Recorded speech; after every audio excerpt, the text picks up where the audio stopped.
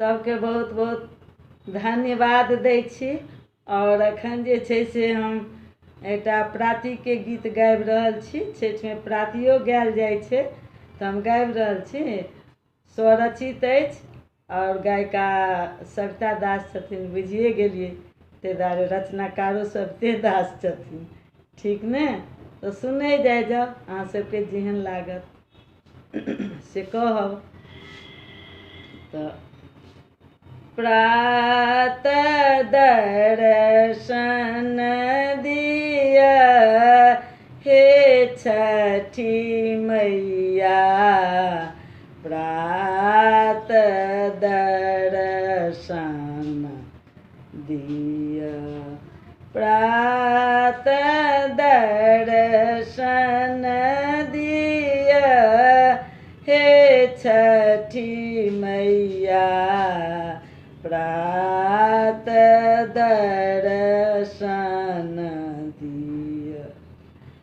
राति भरी हम आहीं के सेवल, राति भरी हम आहीं के सेवल, भय गेला भोरबा भोर हे छठी मैया, प्रातः दर्शन दिया, प्रातः दर्शन दिया हे छठी मैया, प्रातः दर्शन दिया। सबकी राखल नेबो नारंगी, सबके कियो राखल नेबो नारंगी, हम देलहुँ आचरा पसारी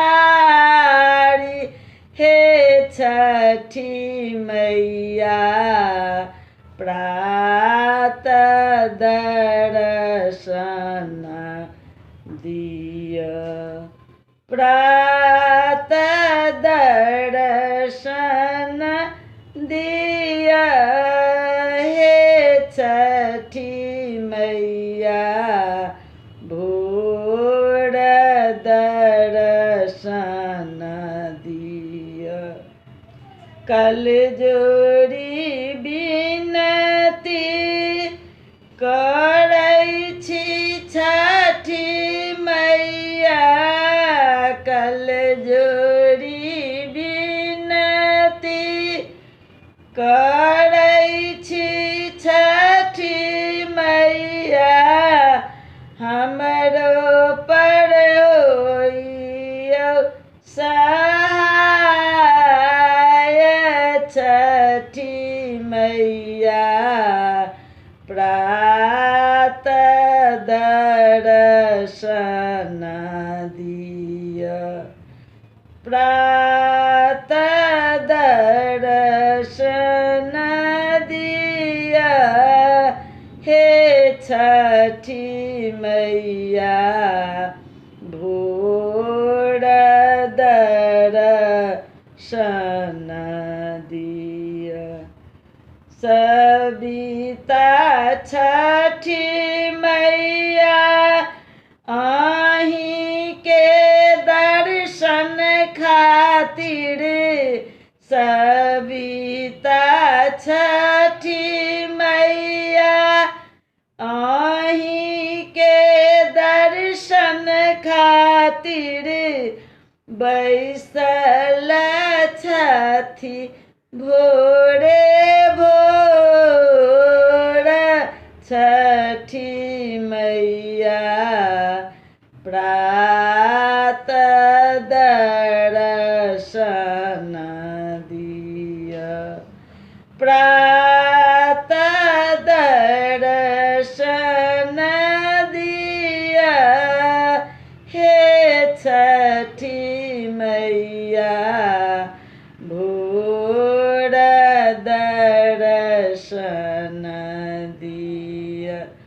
प्रातः दर्शन दिया हे छठी मैया, भोर दर्शन दिया।